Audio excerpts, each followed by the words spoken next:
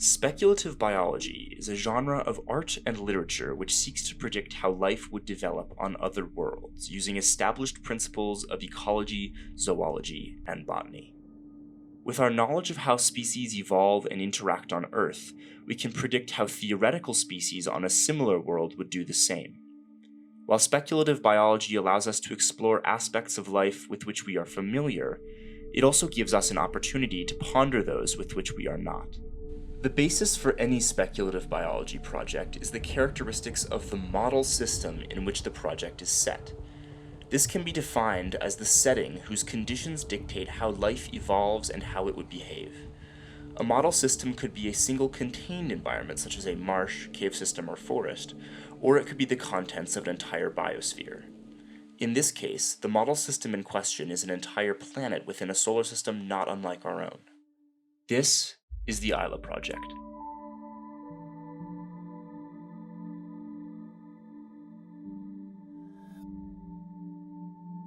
The planet Isla hosts a diversity of life similar to that of Earth. However, its characteristics are so drastically different that many of the theoretical organisms which call it home are unrecognizable. Before we can begin to discuss these organisms, however, it's important to establish an understanding of the planet that shapes them. Isla differs from Earth in one major way, however, this single difference is so significant that it affects just about every other aspect of its conditions. Unlike Earth, Isla does not rotate around its axis as it orbits its star. This is a phenomenon called tidal locking, where a celestial body's axial rotation slows and eventually halts altogether. This occurs over a time period of millions of years.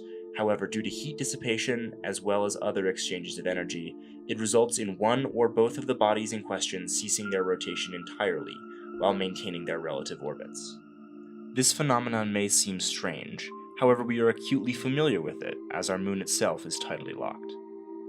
On Earth, the rotation around our axis is responsible for the day and night cycle that we all know. However, on a tidally locked planet such as Isla, things would look very different.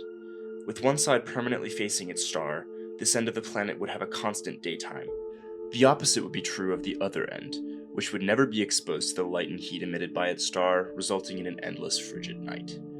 Each of these poles would experience extremes of temperature and light exposure, making them virtually uninhabitable by any organisms other than extremophile bacteria. Between these two poles, however, in the area around the equator of the planet, light levels are adequate for photosynthesis, and temperatures are temperate enough to sustain complex life. Along the equator, dividing the day and night sides of the planet, is a narrow strip of land known as the Terminator region. This zone is the furthest latitude where light from Isla's star can reach, and thus it experiences a constant sunset. While the Terminator region is dimly lit, certain areas receive enough light for specialized photosynthetic autotrophs to thrive. With extreme temperature differences between the two poles of the planet, Isla also has a constant global wind traveling from its south side to the north. This gale would vary in intensity depending on the region, yet it would be ever present in most exposed environments. Isla's life has evolved in accordance with this, many species developing streamlined morphologies to protect them from the wind, and others even evolving to harness it. Extreme atmospheric conditions like wind and temperature polarity can result in amplified weather events, forcing life to become more resilient as a result. Thanks to moisture blown in from the sea, it is not uncommon for enormous storms to form along the coast, and occasionally even farther inland. Now that we have a general idea of what the planet is like as a whole, we can begin to discuss the life which calls it home and how these conditions shape their morphologies and behaviors. Throughout this series, we will examine the biosphere of this speculative world, how it functions, and what kinds of life thrive on such a bizarre planet. In this episode, we will be looking at Isla's plant life, specifically a number of major clades of vascular and semivascular flora which inhabit much of the surface. First, we will look at the taxonomic family Pleurodaceae, as their morphology is very generalized and similarities can be found throughout Isla's other plant life. Organisms in this clade, as well as many of the other major groups, are classified as plate-based flora, or platophytes. This is one of the most common taxa of plants growing on the planet's surface, and all share three major anatomical structures which group them together.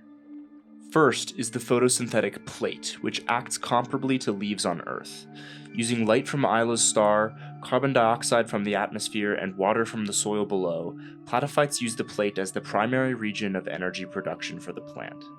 Unlike on Earth, where light is generally strong and readily available, many environments on Isla are more poorly exposed, resulting in plants evolving to capture it as effectively as possible.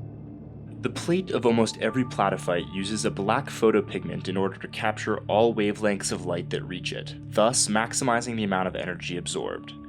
Unlike on Earth, where a day and night cycle generally limits photosynthesis to the daytime, Isla's star never moves in the sky, meaning that the plants exposed to light never have to worry about it disappearing from view. For most, it is a constant stream of energy. The next important anatomical structure are the roots, which act analogously to those evolved on Earth. These capture moisture and nutrients from the soil, while also working to anchor the plant to the ground. Like the roots of Earth, they contain both epidermal, parenchyma, and ground tissues, and are structured analogously to the roots with which we are familiar.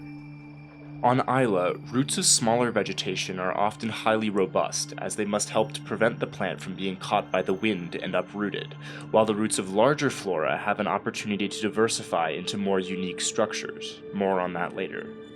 Many plants which grow in moisture-deficient environments have a layer of spongy root tissue just below the plate, known as the column, which has evolved to absorb as much water from the topsoil as possible. In many areas north of the Terminator region, water is a scarce resource, so it's important for floral organisms to capture it whenever it becomes available. Finally, there are the reproductive organs of the platophytes, a flurry of tendrils which house the gametangia and ovaries. These tendrils extend outward from below the plate and are used to spread haploid spores around the environment. However, the methods by which they do so vary between individual species. Each tendril has a number of offshooting hairs known as ovophilum, which house the centers of production for male and female gametes and are the primary structures involved in the passive pollination of the plant. The ovophilum of platophyte flora have evolved to maximize the spread of spores using the movement of local fauna. As animals pass by the plant, whether it be due to attraction, grazing, or other ecological or behavioral drivers, they inadvertently brush by a structure known as the anthy, which produces and releases the haploid male gametes of the plant. Contact inevitably results in the animal depositing some of the spores it previously picked up, which are collected by another structure housed on the ovophilum, known as the delphi. This long extension houses a number of ovaries which are attached to tiny barb-like protrusions. These hook onto the deposited male gametes and induce an endocytotic-like process where the spore merges with the ovarian membrane and is absorbed, moving on to fertilize the egg within. Ovophilum of different plant species vary in shape and orientation. Dorsally situated ovophilum sprout from the top of the tendril, where they are pollinated by creatures from above. Ventral ovophilum are the opposite and protrude downward from the bottom of the tendril. These are less common, as they are only useful in environments where pollinators can travel beneath the reproductive tendrils of the plant. A few species have evolved bidistal ovophilum, which grows symmetrically from either side of the sagittal plane. Each of these three common structures, the plate, the roots, and the reproductive tendrils, can be observed in many of the plants on Isla. So as we begin to explore different clades, it will be highlighted how these structures are similar or different among various species. Polynephthy, the clade which we've been using as a model for floral morphology, grow on semi-permeable soil exposed to the light of Isla's star. These plants are some of the most widespread on Isla and grow in just about any region where floral life is sustainable. Due to this vast range of habitats and the high degree of environmental variability which comes along with them, different species in the family have developed unique yet predictable adaptations which help them to thrive. For example, differing levels of light affect the morphology in very consistent ways. Here, we have a graph which plots latitudinal positioning on the x-axis and the darkness of plate pigmentation on the y. We can see that as latitudinal positioning increases, meaning the plant in question grows farther north of the equator, it grows lighter in pigmentation. This is a result of the changing availability of light as a resource based on planetary location. In these more northern regions, light is far more intense and easier for plants to capture, so they require less pigmentation in order to sustain photosynthesis. In southern regions closer to the terminator and the equator, light is far more scarce, and as a result, plants take on a darker black pigmentation in order to capture as much light as possible. Size of species belonging to Polynephthy is also predictable based on latitudinal positioning. Southern growing species must capture dimmer light to sustain themselves, so they often grow plates that are wider in diameter in order to increase their surface area. In many species of plants, this increase in size would result in an increase of water loss due to evaporation. These southern-growing Pleurodaceae, however, are not inhibited by this, as the areas they inhabit experience constant precipitation thanks to moisture blown inland from the nearby ocean. Species such as Magnophyta luminosus can grow to almost 3 meters in diameter and are some of the largest southern-growing Pleurodaceae on the planet. While we've spent a lot of time discussing the photosynthetic plates of these organisms, it's important that we also talk about the reproductive tendrils, as these can diversify and differ greatly between species and play a large part in differentiating platyphytes. Species such as the aforementioned Magnophyta luminosus have evolved abnormally long tendrils, which can stretch up to 10 meters in length.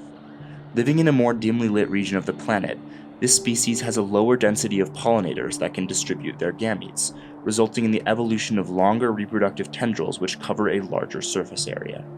Many species living in these darker regions have also developed bioluminescent displays which help to draw animals to their location. Micropaliophorus polyicta has oviphilum which glow faintly blue, a display which is particularly attractive to certain pollinators drawn to small wispy lights. Pockets of bioluminescence lining the reproductive tendrils of Tigalistavis opila serve as a sort of biological road marking for animals, directing them towards the anthe by highlighting a clear path for them to walk. A defining trait of Pleurodaceae is how their reproductive tendrils can form stable, sheltered microenvironments which can harbor all forms of life. The genus Solarisporia is one of the most environmentally impactful groups for this reason, as their presence sculpts the landscape around them, resulting in the creation of bizarre alien vistas. The arid flats, a biome which is found in the plains north of the planet's terminator, is one such environment formed by this phenomenon. These areas are highly exposed to wind, which limits the growth of taller flora and helps platyphytes such as Solarisporia aureus to thrive. In the arid flats, this species grows together in thick mats along the ground, forming the defining structure of the environment. Between each plate, the plant extends its tendrils outward, interlacing them with others of those around it, forming a latticework of biological material. Underneath these tendrils, there forms a vast network of tunnel systems which are sheltered from the harsh wind and therefore promote the travel of fauna. These tunnels are formed as aureus grows, the product of pulling force from the developing plate. As animals travel these tunnel systems, they collect and transmit the pollen of the plants, supplied by hair-like oviphilum which hang from the tendrils above. The delphi of Solarisporia aureus are substantially longer than those of many other Pleurodaceae, as they must reach deeper into the tunnel in order to effectively transmit gametes. The flow of spores matches the movement of the tunnel-dwelling pollinators. Some species, such as Carbatiolatus conoargentin, spend most of their lives within a small region, sometimes even contained within a single cluster of plants, and thus, in many cases, species such as these are solely responsible for the reproductive stability of a colony of platyphytes.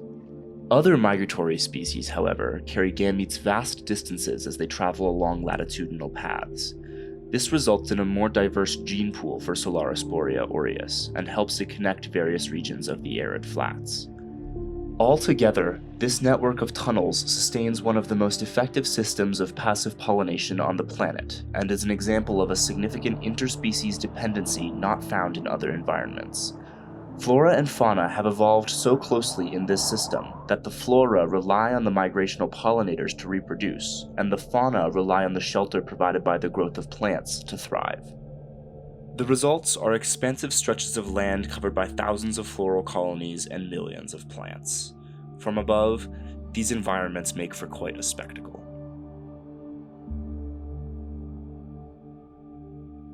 It's time to shift our focus outward towards other clades of platyphytes. While Pleurodaceae is one of the most widespread groups, there are many others that are equally as fascinating. One is the taxonomic family Cilia. Species belonging to this classification are very similar to the flora we've already discussed, however they have some key differences. To start, their reproductive tendrils are attached to a thin dorsal membrane and extend upward as opposed to out. Cilia rely on pollinators walking directly above them and brushing up against their hair-like oviphilum in order to spread their haploid spores. Species such as Breviochtes symmetris can be found in the tunnels of the arid flats, taking root in small patches of light which shine through the mat of tendrils above. Their reproductive organs brush up against the underbellies of passers-by, a method similar to the previously mentioned species of Pleurodaceae, which also utilize upward-facing hairs. Cilia are significantly smaller than their other platyphyte counterparts, many species growing roughly 10 to 20 centimeters in diameter. Calliosacta alpifolum is one of the largest. It inhabits hot sandy deserts, where its roots are critical to its survival. The spongy organ referred to as the column is particularly enlarged, compensating for the lack of precipitation experienced by the plant. It's also used like the absorptive tissues of cacti and can store water and sugars for extended periods of time. Adaptations such as this, however, do not come without consequence. Due to the enlargement of the column, alpifolum is less anchored to the ground beneath it, and it's not uncommon to see unfortunately situated individuals become uprooted by the desert winds and jettisoned away. Another important group of flora is Eodrantiae, the closest that evolution on Isla has come to generating trees similar to those on Earth. These enormous platyphytes are the largest on the planet, reaching over 13 meters in diameter. Their roots have diverged from their original purpose, and instead are used to hold the plate higher in the air. While they are still technically roots, their role is closer to that of the trunks of vascular trees, so for the sake of simplicity, we will refer to them as such. At the base of these trunks, there emerges a slew of branching tissues which penetrate the ground. While these offshoots are still part of the same structure, they serve functionally as the roots of the organism, and so we will refer to them as roots. The trunks of Eodranta trees have evolved to be partially photosynthetic, allowing them to expand their productive surface area beyond just their plate and maximize the amount of light captured. This adaptation is the primary factor which enables them to grow so large in stature. Species such as Megaeodrantus communalis grow together with surprising density, their trunks the canopy of a vast forest. Species of all sorts thrive in this environment, including many like Dolichoceps anolia, which are too large to benefit from the tunnel systems of the arid flats. The Eodranta forests host a great diversity of life and are one of the largest centers of biomass on the planet. Faunal Dercostrid clades, which we will discuss another time, such as Platycaridae, thrive in the Eodranta forests and have diversified greatly in their morphologies and behaviors to match the many niches that the biome sustains. As examples, we will look to the animal species Porotennue candidimorpha and Amblimicra memphitis. Each is a phenomenal climber, and thanks to the sticky pads on the undersides of their feet, they are capable of scaling Eodranta trunks with ease. Living above the ground helps to keep them out of reach from predators, but also provides a secure environment for them to mate and reproduce. These species, however, have evolved very different methods of concealing and protecting their eggs. Porotennue candidimorpha lays large clutches of eggs on the underside of plants growing from the canopy. More on this later. This keeps them out of the light and prevents them from drying up, as well as hiding them from the prying eyes of hungry ovivores. Amblimicra memphitis, however, uses a slightly more complex approach to protect its newly laid eggs. Memphitis uses a method called bacterially assisted boring to create a secure nest where its eggs can be safely deposited. First, a pregnant female bores a hole in the trunk of an Eodranta tree using specialized mouthparts. An egg sac containing the developing embryos is then implanted into the hole. The mucous membrane of this sac is coated with a special species of infectious bacteria harbored within the creature's ovipositor. Once implanted, these bacteria create a minor infection in the trunk of the tree, causing it to form a hardened gnarl over the wound. Meanwhile, the membrane of the sac expands to fit the space created by the cavity within the growth. Once the majority of the nest is formed and the embryos are close to fully developed, the parent cuts a hole in each end to promote airflow within the structure. Within months, the eggs will hatch and the young will crawl out of the nest. Diverse behaviors such as these are the result of the extreme complexity of the ecosystem within the Eodranta forest. The primary basis for this complexity is the layering that goes on within the biome. Species are presented with a wider array of ecological niches thanks in part to the verticality of the forest. The forest floor, which is home to fungi and photosynthetic flora alike, is ideal for small grazers and scavenging fauna, while the understory among the trunks favors adaptations which lead to an arboreal lifestyle. And finally, the canopy, which experiences the majority of light exposure, sees creatures adapted for faster movement, as well as brachiation. Each of the platophytes we have now discussed are classified as non-flowering plants or tendril-based reproducers, which rely primarily on passive means to spread their gametes throughout their environment. It's now time to move on to a new taxonomic group of flora, Anaphorae, or the flowering plants. Unlike those previously mentioned, these organisms rely on active pollinators to reproduce. The first family we will look at is Cordifoliae. Named for the cardioid-shaped structure within their leaves, these serve as a great model for establishing an understanding of Isla's flowering plants. Cordifoliae typically inhabit northern-facing hillsides, as this location exposes them to light, while also providing some respite from Isla's constant winds. Growth positioning such as this is vital to the success of many flowering plants, as wind severely limits the effectiveness of pollen-bearing flowers, as well as the abundance of pollinators. Like other platophytes, these species are plate-based and have root structures similar to those we've already discussed. That being said, their reproductive organs are drastically different from the tendrils characteristic of Pleurodaceae or Ciliamaceae. Instead, they have a number of protruding leaves, which are similar in structure to the central plate, except that they also house a number of ovaries and nectar deposits. Morphological structure of flowers across Isla is so diverse that it would be impossible to cover them all together, so instead, we'll focus only on the flowers of species such as Levodontis adustus, which serves well when explaining the general floral anatomy. At the end of the tube-like flower, there is a small opening which allows for pollinators to insert their mouths. Often coated in a fragrant substance, the opening also serves to guide the pollinator deeper into the structure. As its mouth extends into the tubing, the creature will encounter a number of tiny pollen-covered hairs, analogous to the stamen of Earth's angiosperms. Finally, reaching the base of the flower, there is a tube-like style which collects pollen and transports it down to the ovary for fertilization. Functionally, this system is comparable to the floral anatomy of which we are familiar on Earth, and it is for this reason that I've chosen to name each component with the commonly recognized terms. Pollinators are often attracted to the flower by both visual and olfactory means, and have an incentive to probe it thanks to a pair of nectar glands found at the base of the tube. These organs pump sugars up into the flower and coat the style in the sugary substance. Because these flowers partially rely on visual cues to attract pollinators, there's a great degree of diversity when it comes to this display. Some flowers take on unique shapes, while others develop distinct colorations to attract fauna. Within the human visible spectrum, as well as the infrared and ultraviolet, these flowers tend to take on more vibrant hues the further they grow from the planet's terminator. Looking at another graph of latitudinal positioning, colorful flowers are far more common the farther north one looks from the equator. This is because at regions close to 0 degrees, light is so dim that it's more worthwhile for plants to rely on non-visual methods to attract pollinating fauna. One such method is colonial organization.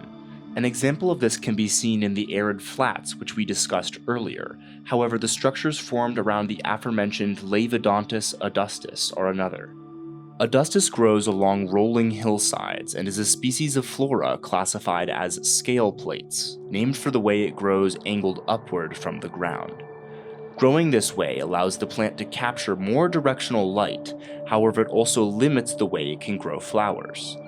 Many individuals of this species grow together in lines along the ground, creating protruding ridges behind which are nestled swaths of their flowers.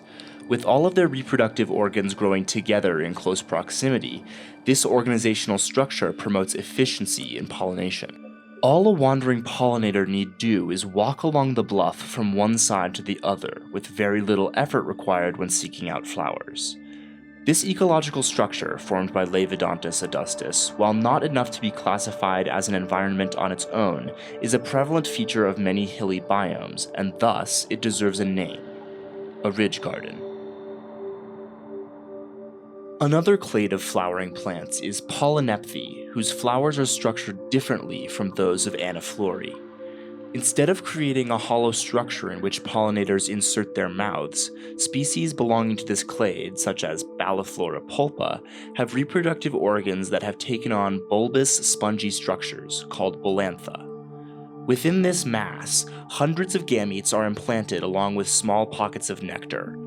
Pollinators with small mouth parts rifle through these flowers in search of nutrients, and while doing so, collect the gametes of the plant. When deposited back into the tissues of another, these gametes migrate down the stem of the flower to the ovaries, where they undergo fertilization.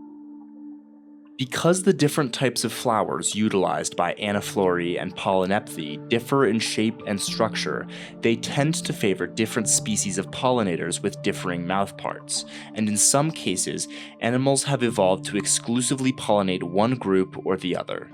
In some cases, this is an example of coevolution and closely resembles many of the floral and faunal relationships we see on Earth.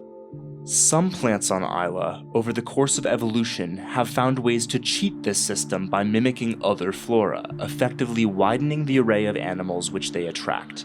For example, the flowers of Cryptobulbo blanda mimic the look and smell of the spongy flowers of Polynephthy, even though it has long tube-like flowers of its own. The final group of flowering plants we will examine are some of the most unique and the most bizarre. Interiomorphiae describes a number of epiphytic species which can be found all over the planet. The term epiphyte describes a species which grows on the surface of other plants instead of from the ground, implying that they don't have conventional root systems and instead derive moisture from the air. Early on in their lineage, these flora were parasitic. However, over millions of years of evolution, they became mutualist, resulting in the bizarre plants we see today. Species belonging to Interiomorphiae graft themselves internally to other flora, and using a network of hybridized internal tissues, they are capable of exchanging sugars and macronutrients that can benefit both parties.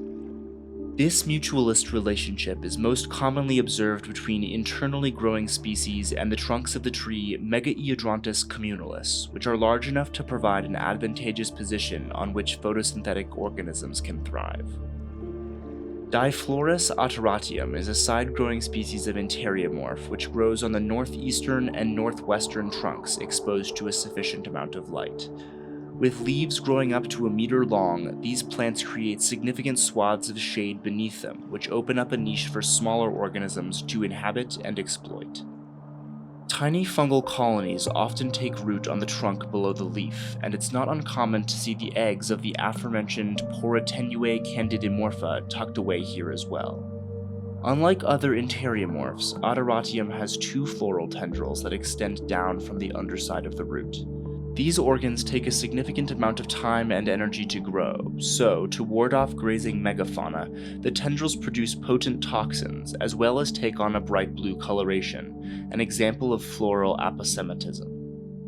Aposematism is a mechanism by which a deadly yet vulnerable organism advertises its danger to potential predators through the use of warning signs such as bright color, distinct sound, or scent. These biological warning signals tend to evolve as a means of protecting the prey from attack, because even with defensive mechanisms such as toxicity, attack from a predator can still result in death, even if their defenses are effective. The floral clades that have been covered to this point are some of the most prevalent across the planetary biosphere. However, there are many more fascinating autotrophs that inhabit Isla.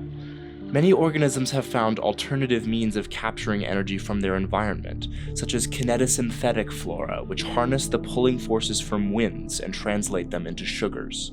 And then there are the chemosynthetic clades, which pull chemicals like ammonia and hydrogen sulfide from the atmosphere. Each of these organisms are unique and fascinating in their own way, but we're going to have to save them for another time. For now, the important takeaway from this first episode is the significant characteristics of the project's model system, the planet Isla, and how they directly affect the flora which inhabit it. Limited light has resulted in specific adaptations which help plants to capture as much as possible, such as the development of black photopigments. Constant wind traveling north limits the ways that plants can grow, resulting in streamlined and flattened organisms that can thrive on the planet's surface. Isla's life is diverse and bizarre, yet it is also in many ways familiar. By applying the same principles of evolution that govern life on Earth, we can predict how organisms would take shape on a strange new world. Until next time.